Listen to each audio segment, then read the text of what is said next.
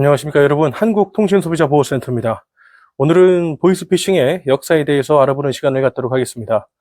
여러분들, 보이스피싱이 얼마나 오래된 역사를 갖고 있는지 알고 계십니까? 우리가 생각했던 것보다 보이스피싱은 오랜 역사를 갖고 있습니다. 처음 시작은 대만에서부터 시작됐다라고 저희가 보고 있는데요. 물론 이제 우리나라에서도 보이스피싱과 유사했던 여러 가지 사건과 사고가 나타났던 것도 사실입니다. 지금에 이르러서는 많은 분들이 정말 두려워하기도 하고요. 혹은 걱정하기도 하는 대상이 되기도 하는데, 이 보이스피싱이라고 하는 것이 우리가 생각했던 것보다 정말 다양한 유형이 존재하고 많은 사람들이 가담했기도 했고 또 많은 사람들이 피해를 입기도 했습니다. 이 시간 보이스피싱의 역사를 잠깐 한번 알아보고 우리가 시작을 하려고 하는 이유는 무엇이냐면, 이만큼 오래된 역사를 갖고 있는 범죄라는 것입니다. 그런데 중요한 건 이 범죄가 없어지질 않았죠. 없어지질 않고 지금까지도 계속 이렇게 진행형으로, 심지어는 진화하고 있습니다.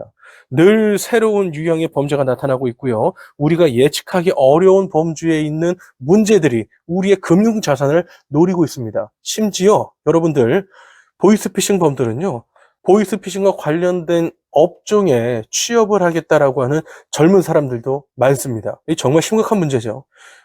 나중에 계속 다뤄볼 내용인데요. 누군가에게는 그냥 단순한 직업입니다. 어떤 놀이가 될 수도 있고요. 보이스피싱을 통해서 범죄를 저질러서 수억 원, 수십억 원, 수백억 원의 범죄 수익을 얻어낸 일당들에게는 정말 어떤 오락과 같은 존재로도 인식이 되고 있다고 합니다. 심각한 문제죠.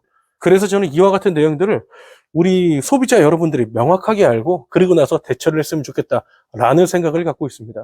우리나라에서는 어떤 종류의 보이스피싱이 있었을까요? 물론 예전에 전문적으로 이와 같은 사기를 치고 있는 범죄 조직이 있었던 것도 사실입니다만, 우리가 정말 간단하게 한번 접근을 해보자면, 옛날에 여러분들 기억하실 겁니다. 어렸을 때요, 장난 전화를 해본 적이 있지 않습니까? 누구누구네 집이에요? 누구누구 있습니까? 받으면 막 전화 끊거나 이런 경우도 있었고요. 전화를 걸고 아무 말도 안 하거나 전화를 걸고 거기 짜장면집 아니에요? 이렇게 얘기를 했던 경우도 있었습니다. 어떤 놀이의 일종이었죠. 놀이의 일환이었습니다. 하지만 그게 지금은 어떻게 됐습니까? 제가 말 안 해도 많은 분들이 아실 겁니다.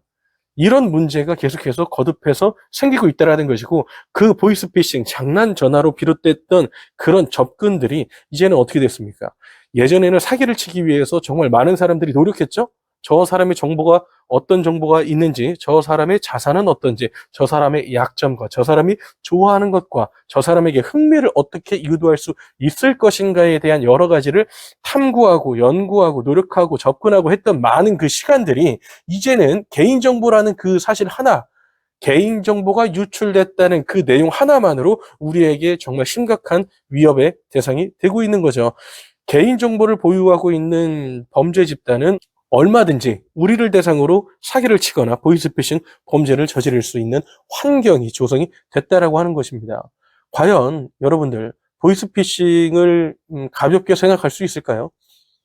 보이스피싱이라고 하는 것이 2025년 10월을 기준으로 했을 때 피해 규모가 1조 원을 넘어섰다고 합니다. 어떤 지역 할 거 없이 계속해서 가파른 상승을 보여주고 있죠. 많은 피해자가 나타나고 있습니다.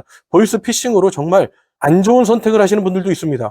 묻고 싶습니다. 우리 가족이라면, 내가 사랑하는 사람들이라면 그 사람들을 대상으로 이런 범죄를 저지를 수가 있는지, 물론 아니라고 할 겁니다. 그래서 제가 여러분들께 말씀드리고 싶은 건, 우리도 우리 스스로가 지킬 수 있는, 저 역시 소비자고요. 이 방송을 보고 계신 분들도 소비자입니다. 제가 여러분들을 도와드리고요. 여러분들이 저를 도와주고 우리가 서로 도와서 이런 문제로부터 벗어날 수 있는 돌파구를 마련해보자라는 취지로 지금의 영상을 제작하고 있습니다. 100년의 역사를 갖고 있습니다. 혼자서는 결코 안전할 수가 없겠죠. 물론 지금을 기준으로 봤을 때는, 여러분들 보세요. 지금을 기준으로 봤을 때는 괜찮을 수 있습니다. 왜냐하면 지금을 기준으로는 여러분들이 뭐가 문제고 어떻게 대처를 해야 되는지 알고 계시니까요. 하지만 새로운 유형의 범죄가 나오면 어떻게 하실 겁니까? 정말 우리가 예측할 수 없는, 무서운, 누구든지 걸릴 수 있는 그런 범죄가, 그런 보이스피싱이 등장하면 여러분 그때는 어떻게 하실 겁니까? 바라기는 많은 사람들이 조금은 경각심을 갖고 이 내용을 바라봐 주셨으면 좋겠다라는 생각을 갖고 있습니다. 이번 시간에는 보이스피싱 역사에 대해서 알아봤는데요. 여러분들, 결코 혼자서는 대처하기가 쉽지 않습니다. 지금 당장은 괜찮을지 몰라도 앞으로는 그렇지 않을 겁니다. 늘 공부하고, 한편으로 그렇습니다. 공부를 한다라고 하는 것은 어떤 우리의 이미지, 그냥 긍정적인 이미지를 그리고 있지 않습니까? 그런데 참 뭐랄까요? 좋은 공부를 하면 좋겠는데 좋지 않은 공부를 하고 있는 사람들이 많습니다. 돈이 되기 때문이죠. 이와 같은 내용에서 부디 안전하고 건강하고 자유로운 우리 소비자 여러분들이 됐으면 좋겠습니다. 앞으로도 관련된 내용을 많이 준비를 해놓고 있습니다. 네, 동참해서 한번 봐주시면 좋겠고, 꾸준히 이런 영상은 제작을 해서 저희가 유튜브로도 지금 송신을 하고 있거든요. 유튜브로도 제작을 하고 있습니다. 네, 여러분들의 문제를 어떻게 해결하는 과정에서 이 영상을 한번 봐주시면 좋겠습니다. 네, 지금까지 한국통신소비자보호센터였습니다. 감사합니다.